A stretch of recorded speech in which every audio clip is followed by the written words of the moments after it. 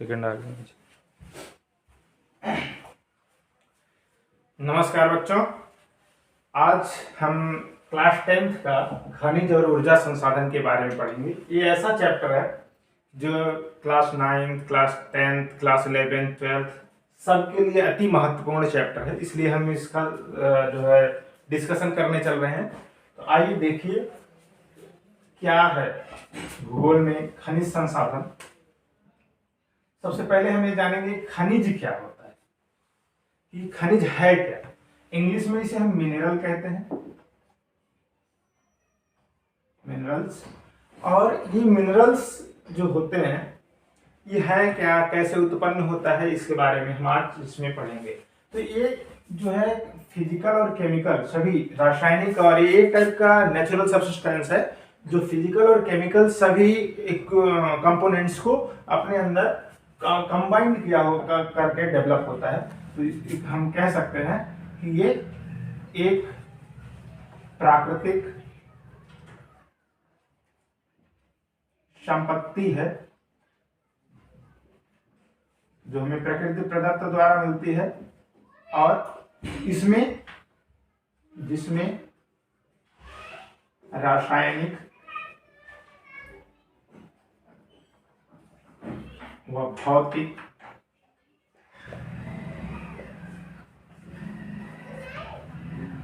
गुणधर्म पाए जाते हैं। अब आपके दिमाग में आया होगा कि ये गुणधर्म क्या है। गुणधर्म का मतलब होता है कि जो एक रसायन, जैसे कि जो कंपोनेंट उस किसी ये पदार्थ को, किसी मटेरियल को रसायन विज्ञान में ले जाते हैं या भौतिक विज्ञान में, तो उसको एक फिजिक आकार देते हैं। उसमें रसायन में एक उसमें तत्व समाहित करते हैं, कुछ केमिकल रिएक्शन के द्वारा जो बनता है, उन सब का इंक्लूजन मिल करके जो बन पाया जाता है एक, वो प्राकृतिक रूप से वो खनिज संसाधन है। अब इस आधार पे हम इन्हीं फिजिकल और केमिकल कंपोनेंट्स के बेसिस पे हम खनिज का वर्गीकरण करते हैं। तो खनिज का वर्गीकरण, खनिज संसाधन, इसका वर्गीकरण करते हैं। मुख्य रूप से खनिज 2 टाइप्स के होते हैं। एक धात्विक खनिज, दूसरा अधात्विक।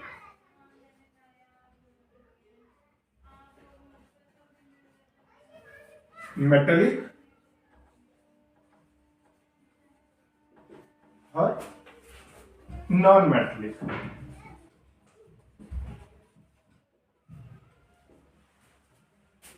अब वे सभी खनिज जो धातु के रूप में काउंट किए जाते हैं। आप लोगों ने फिजिक्स में पढ़ा होगा कि धातु क्या होता है, अधातु क्या होता है, तो आप उस अच्छे से जानते हैं, इसलिए हम उसके बारे में चर्चा नहीं करेंगे ज्यादा।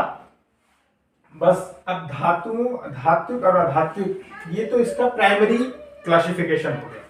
अब इसके बाद हम धात्विक, हाँ बीच में थोड़ा सा टेक्निकल इशू आ गया था। अब देखिए आप लोग, खनिज का हम प्राइमरी क्लासिफिकेशन करते हैं, प्राथमिक वर्गीकरण। तो पहला नंबर आता है धात्विक खनिज, दूसरा आता है अधात्विक खनिज। ये जो धातु से निर्मित हुए खनिज होते हैं वो धात्विक में आते हैं, जो अधातुएं होती हैं वो सब अधात्विक खनिज में आती हैं। खनिज वे सभी तत्व होते हैं जो पृथ्वी के नीचे गर्भ में पाए जाते, गर्भ से निकाले जाते हैं। हम लोग उन्हें माइनिंग करके निकालते हैं, बाहर पृथ्वी पे लाते हैं। तो वो सभी तत्व जो पृथ्वी के अंदर पाए जाते हैं और हमारे वो दैनिक कार्यों के लिए संसाधन के रूप में वर्क करते हैं। तो हम आगे देखते हैं जिनका प्राइमरी क्लासिफिकेशन हुआ मेटलिक और नॉन मेटलिक। फिर मेटलिक को हम 2 टाइप्स में डिवाइड करते हैं। मुख्य रूप से मेटल में आता है आयरन और नॉन आयरन, जो आयरन ना हो, इसे कहते हैं लौह धातुएं और अलौह। ऐसी सभी धातुएं जो लोहे के अंतर्गत आती हैं या जिसमें लौहांश की मात्रा पाई जाती है, वो आयरन के अंतर्गत आता है। अब आयरन के अंतर्गत आने वाली धातुएं जो हैं उनका नाम जान लीजिए आप। सबसे पहला तो आयरन ही आएगा, लोहा, दूसरा मैग्नीज,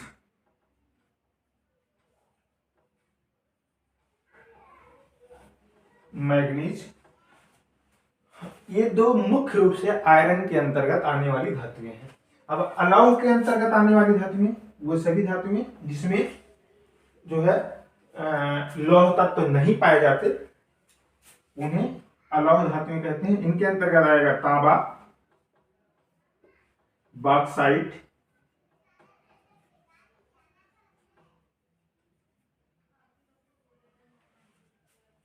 अभ्रक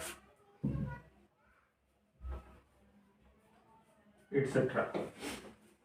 ये हो गया आपका धात्विक क्लासिफिकेशन कि धातुओं के रूप में खनिज जो है टू टाइप्स के होते हैं। एक वो जिसमें लोहा का मात्रा होता है, दूसरा जिसमें लोहे की मात्रा नहीं पाई जाती है। तो लोहे की मात्रा वाले एक तो लोहा हो गया, दूसरा मैग्नीज हो गया, एक क्रोमाइड भी आता है। तो और इसमें अलौह में तांबा, बॉक्साइट, अभ्रक ऐसे ही बहुत सारे हैं। अभी हम आगे उनका डिटेल पढ़ेंगे। अब अधात्विक का क्लासिफिकेशन कर लेते हैं। ये भी टू टाइप्स का है, इसका भी क्लासिफिकेशन हम टू टाइप्स में करते हैं, जिसमें रखते हैं कि अधात्विक में पहला ये फ्यूल्स में आता है। जो फ्यूल्स होते हैं हमारे पास और फ्यूल मिनरल्स, उसके बाद कुछ अदर्स जो बचे होते हैं जिनको हम कहीं भी यूज नहीं करते, उनको अदर्स के रूप में रखे हैं। तो ये ईंधन के रूप में यूज किए जाने वाले मिनरल्स वो फ्यूल्स में आते हैं। अब ईंधन के रूप में हम किन्हें किन्हें यूज करते हैं, जैसे हमारी प्राकृतिक गैस, प्राकृतिक गैस का मतलब हम घर में इन्हें यूज करते हैं खाना बनाने के लिए एलपीजी सिलेंडर के रूप में। दूसरा पेट्रोल, डीजल, केरोसिन,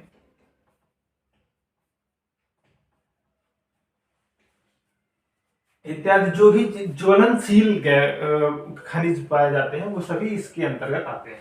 अदर्स में कुछ बचते हैं, जैसे आपका खनिज पाया जाता है क्ले स्टोन, मार्बल्स, ये सब आते हैं। जिसमें ग्रेफाइट भी आता है। तो चूना पत्थर हुआ, जो संगमरमर हुआ, ग्रेफाइट आपके पेंसिल वगैरह के लिए यूज किया जाता है, पेंसिल बनाने के लिए। तो ये सब नॉन मेटलिक के अदर्स में हम इनको इंक्लूड करते हैं। और तो इस प्रकार से खनिज का अगर हम बेसिक को हटा दें और ऐसे देखें तो कुल 4 प्रकार का इसका क्लासिफिकेशन होता है। पहला आयरनिक, दूसरा नॉन आयरनिक, तीसरा फ्यूल्स, चौथा अदर्स में जो बचे हुए रेस्ट ऑफ दीज होते हैं। इस प्रकार से हम खनिज का क्लासिफिकेशन करते हैं। तो आशा करता हूं कि आपको इतना तो समझ में आ ही गया होगा। अब इसके आगे हम आपको बताते हैं कि भारत में ये खनिज तत्व कौन कौन से खनिज तत्व कहाँ कहाँ कैसे कैसे पाए जाते हैं, कितना डिस्ट्रीब्यूशन है इंडिया में इसका, हम उसके बारे में थोड़ा सा डिस्कस करेंगे अब आगे। तो आपको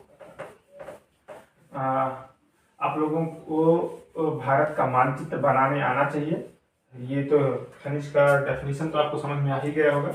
देखिए भारत का मानचित्र ये है।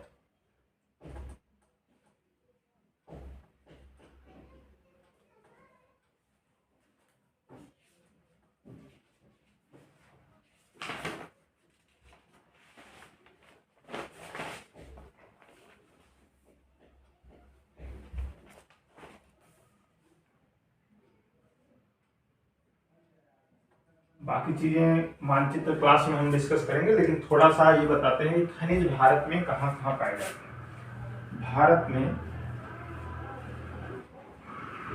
खनिज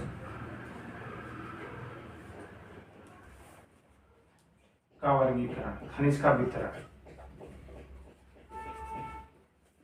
जो डिस्ट्रीब्यूशन है इंडिया के लेवल पे खनिज का, भारत में मुख्य रूप से खनिज संसाधन जो आपकी एनसीईआरटी के बुक में दिया हुआ है वो मुख्य रूप से बस 3 क्षेत्रों में पाया जाता है। पहला क्षेत्र है northern eastern region,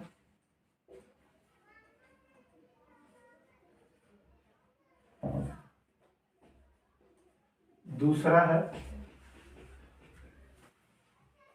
south western region,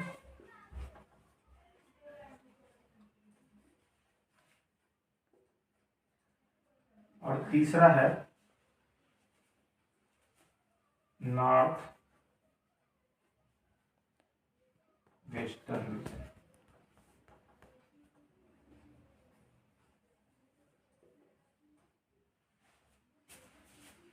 ये चीजें हैं। अब इन्हें हम मानचित्र पे देखते हैं कि ये कहाँ कहाँ मानचित्र में आपको पाए जाते हैं।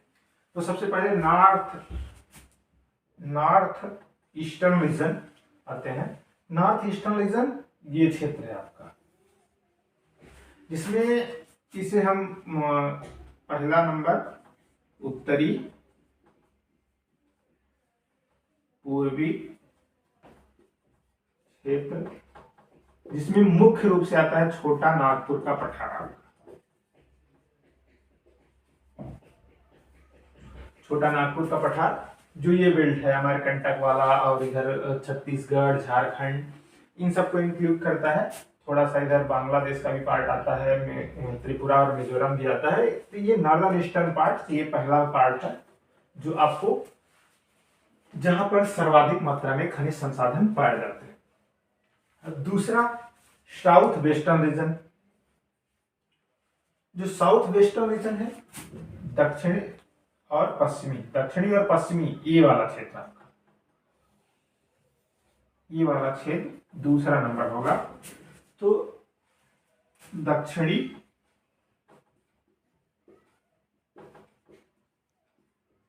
पश्चिमी, दक्षिणी पश्चिमी को हम दूसरी भाषा में कह सकते हैं कि ये मुख्य रूप से जो दक्कन का पठार है आपका,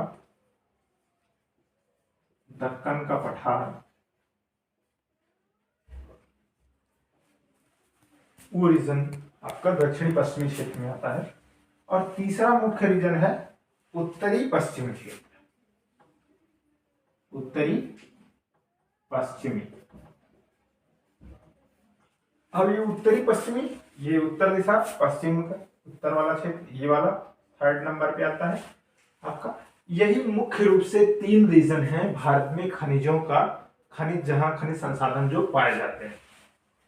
अब आप ध्यान दीजिए, अच्छा आपके दिमाग, ये इसे कहते हैं हम मालवा का पठार, मालवा का पठार,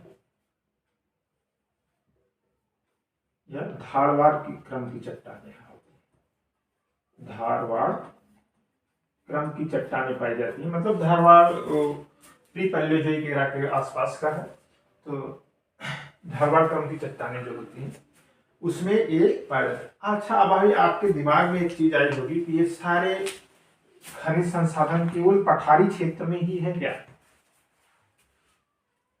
तो जी हाँ, ये ज्यादातर खनिज संसाधन पठारी क्षेत्र में ही पाए जाते हैं। क्यों? क्योंकि हमें पता है पठार का निर्माण कैसे होता है, या भारत में पठार का निर्माण कैसे हुआ।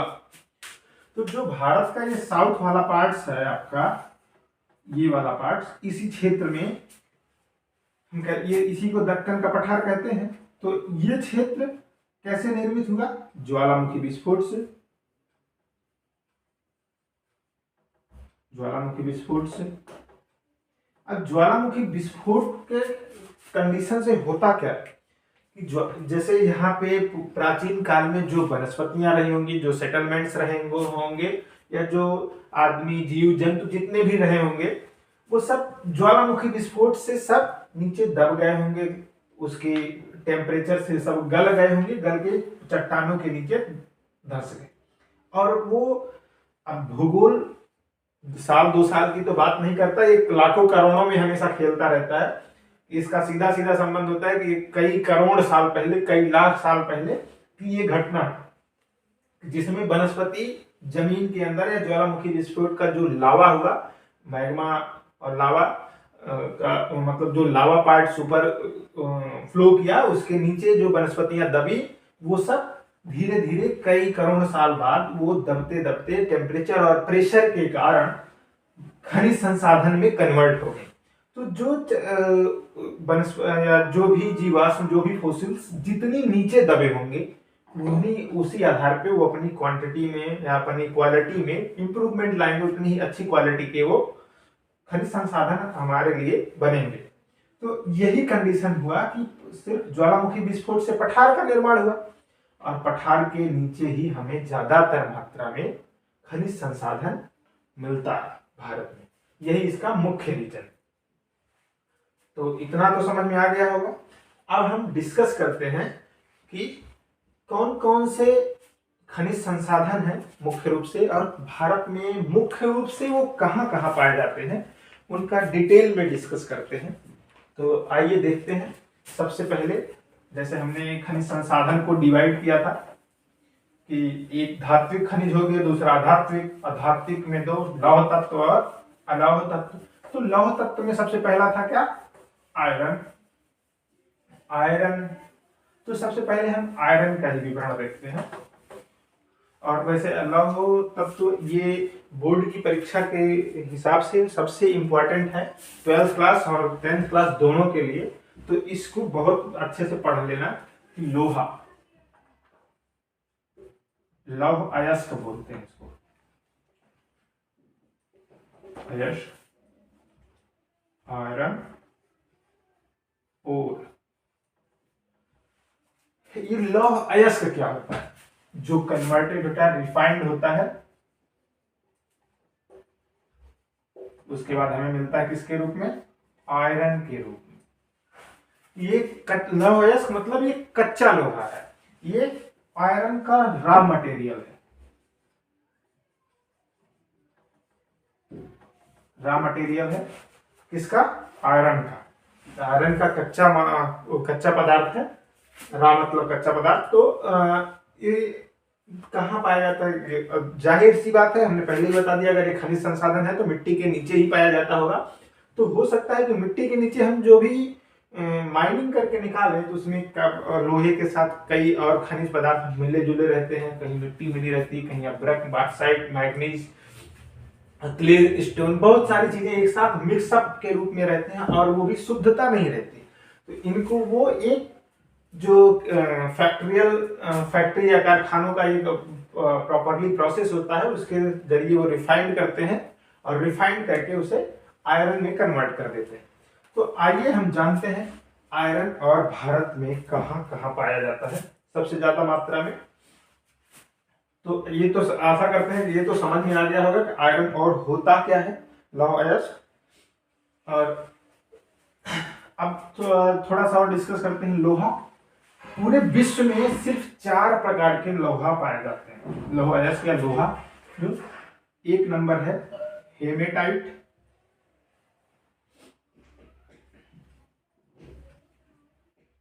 हेमेटाइट, दूसरा मैग्नेटाइट,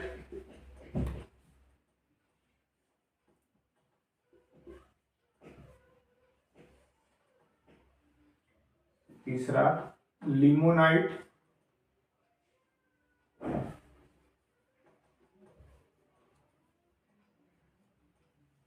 चौथा सीडेराइट।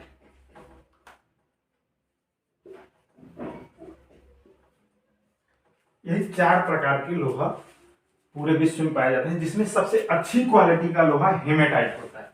भारत में दूसरे नंबर पे मैग्नेटाइट होता है, तीसरे नंबर पे लिमोनाइट होता है, सीडेराइट सबसे लो क्वालिटी का लोहा तत्व होता है। भारत में मुख्य रूप से यही दोनों लौह तत्व पाए जाते हैं, अर्थात भारत में अच्छी क्वालिटी के, अच्छी किस्में लोहे की बहुत अच्छी किस्में पाई जाती हैं। और इसके बारे में एक इतिहास में वर्णन मिलता है कि कहा जाता है कि हिटलर बोला कि अगर जो हमारे पास आयुध है ये भारत के लोहे से बना होता और इसमें जापान की टेक्नोलॉजी लगी होती तो मैं अकेले ही पूरे विश्व पे राज करता। सोच लीजिए कि भारत के लौह तत्व की क्या विशेषता होगी जो इतना उसे बढ़ा चढ़ा कर बोला जा रहा है। तो वास्तव में बढ़ा चढ़ा के नहीं, हेमेटाइट और मैग्नेटाइट सबसे उत्तम क्वालिटी के लौह तत्व माने ही जाते हैं। तो आपको ये समझ में आ गया होगा कि भारत में पूरे विश्व में 4 प्रकार के लौह तत्व होते हैं, हेमेटाइट, मैग्नेटाइट, सिलिमोनाइट और सीडेराइट। तो ये हेमेटाइट सबसे सुपर क्वालिटी है, उसके नंबर 2 पे मैग्नेटाइट है, नंबर 3 पे लिमोनाइट है, नंबर 4 पे सीडेराइट है। तो और जिसमें भारत में ज्यादातर मात्रा में हेमेटाइट और मैग्नेटाइट लौह तत्व ही पाए जाते हैं। आइए, अभी तक हमने देखा कि लौह अयस्क कितने प्रकार का विश्व में पाया जाता है। तो बताया 4 प्रकार का। सबसे पहले क्या, हेमेटाइट, दूसरा मैग्नेटाइट, यही दोनों भारत में सबसे ज्यादा मात्रा में पाए जाते हैं, हेमेटाइट और मैग्नेटाइट। तीसरा था लिमोनाइट, चौथा सीडेराइट। 4 प्रकार के लौह तत्व पाए जाते हैं इसमें। आइए अब हम देखते हैं भारत का ये मानचित्र है आपका, और इस भारत के मानचित्र में कौन कौन सा राज्य है आपका, यहाँ डाटा थोड़ा लिख दिया गया है। तो कौन कौन सा राज्य, समय बचाने के लिए ऐसा किया गया, तो कौन कौन सा राज्य है जो, और उसमें कौन कौन सा क्षेत्र है उनको भी स्पेशली आइडेंटिफाई कर दिया गया कि जहाँ पे लौह अयस्क का उत्पादन होता है। तो सबसे पहले उत्पादक राज्यों में के नाम जान लीजिए आप। तो उड़ीसा, झारखंड, महाराष्ट्र, छत्तीसगढ़, कर्नाटका, तमिलनाडु, तेलंगाना और आंध्र प्रदेश। तो इधर ये जो छोटा नागपुर का पठार है, ये उड़ीसा और झारखंड का बेल्ट है। जैसे हमने आपको पहले ही बताया कि सबसे पहले उत्तर और उत्तर पूर्वी क्षेत्र जो खनिज संसाधन में सबसे सर्वाधिक मात्रा में पाया जाता है, तो वो आपका छोटा नागपुर का पठार, जिसमें ये उड़ीसा है यहाँ पे और इधर झारखंड। तो ये उड़ीसा और झारखंड ये छोटा नागपुर के पठार के सबसे महत्वपूर्ण रीजन है, जहां पर उड़ीसा, झारखंड, छत्तीसगढ़ भी आपको मिलेगा। उड़ीसा, झारखंड और छत्तीसगढ़ ये ऐसे क्षेत्र हैं जो छोटा नागपुर पठार के रीजन में आते हैं, और जहां पर लौह तत्व सर्वाधिक मात्रा में, भारत में सर्वाधिक लौह तत्व यहीं से निकाला जाता है, छोटा नागपुर के पठार से ही। तो उड़ीसा में जो मुख्य जिले हैं सुंदरगढ़ और मयूरभंज, ये 2 मुख्य जिले हैं। और ये आपको जो ये है, ये खादाने हैं जो इससे माइनिंग करके निकालते हैं। गुरमहिसानी, सुलायपत, बादाम पहाड़, किरबुरु और बुनोई, ये कुछ खादाने हैं जो जिससे खाने हैं, जहां से मतलब माइनिंग करके खोद करके जो लौह अयस्क निकाला जाता है। तो क्या है, कौन से खदान है, गुरमहिसानी, सुलायपत, बादाम पहाड़, किरबुरु और बुनोई। झारखंड में नोवामंडी, गुआ और सिंहभूमि ये जिले हैं जहां पे सर्वाधिक मात्रा में लौह अयस्क पाया जाता है। और छत्तीसगढ़ में आप सबसे ज्यादा फेमस ही है दुर्ग, जहाँ और दांतेवाड़ा, बैलाडीला, डल्ली, ये ऐसे क्षेत्र हैं जहां पे सर्वाधिक मात्रा में लौह अयस्क पाया जाता है छोटा नागपुर के पठार में। अब जो उसके बाद हम देखते हैं कि दक्षिण भारत का क्षेत्र, दक्षिण भारत जो सेकंड पार्ट पढ़ा था हम लोगों ने कि दक्षिण में दक्षिण और पश्चिम, दक्षिण पश्चिम का ये वाला क्षेत्र, इस वाले क्षेत्र में महाराष्ट्र, कर्नाटका, तमिलनाडु, तेलंगाना, आंध्र प्रदेश, ये पूरे क्षेत्र हैं कि ये रीजन है महाराष्ट्र का, महाराष्ट्र, तमिलनाडु,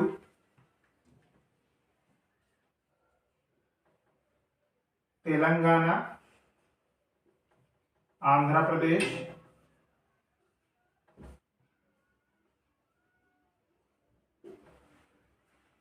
कर्नाटका,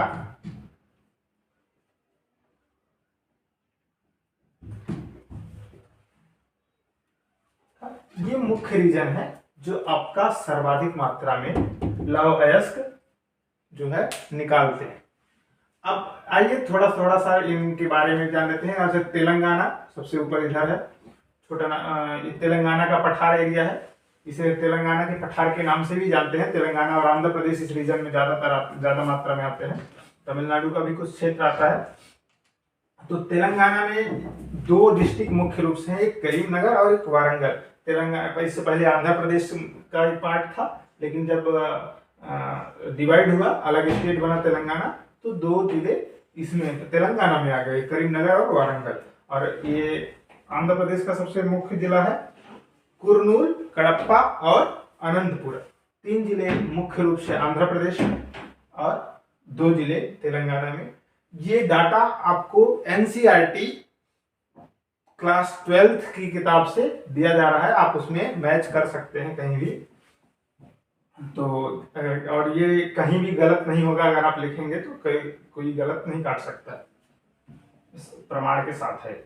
और उसके बाद आपको फिर महाराष्ट्र में आते हैं। महाराष्ट्र में देखते हैं तो महाराष्ट्र में रत्नागिरी, भंडारा और चंद्रपुर 3 डिस्ट्रिक्ट है मुख्य रूप से।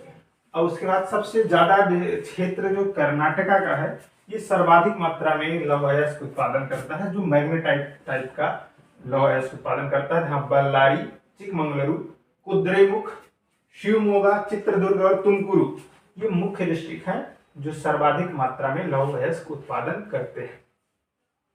तो अब आपको पता चल गया होगा कि भारत में कौन कौन से राज्य लौह अयस्क का उत्पादन करते हैं, कौन कौन से क्षेत्र।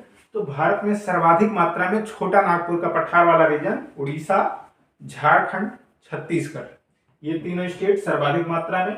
उसके बाद आता है कर्नाटका, आंध्र प्रदेश, यह भी दक्षिण भारत में सर्वाधिक मात्रा में, और महाराष्ट्र, तेलंगाना, तमिलनाडु के भी कुछ क्षेत्र हैं। तमिलनाडु का सेलम और नीलगिरी क्षेत्र, जो नीलगिरी की पहाड़ियां वगैरह है, थोड़ा सा वो क्षेत्र है, वहां पे लौह अयस्क पाया जाता है। तो आइए, और इसके बाद एक छोटा सा यहाँ आपका स्टेट बचता है गोवा। गोवा भी खनिज संसाधन में बहुत धनी राज्य है, इसके पास लगभग हर प्रकार के खनिज हैं। और अभी तो हम लोग लौह अयस्क के खनिज के बारे में पढ़ रहे हैं। अब इसके आगे नेक्स्ट क्लास में, हम नेक्स्ट वीडियो में आपके पास पहुंचाएंगे। और तब तक के लिए आपसे बस यही अनुरोध है कि हमारे चैनल को लाइक, सब्सक्राइब और शेयर करते रहें। धन्यवाद।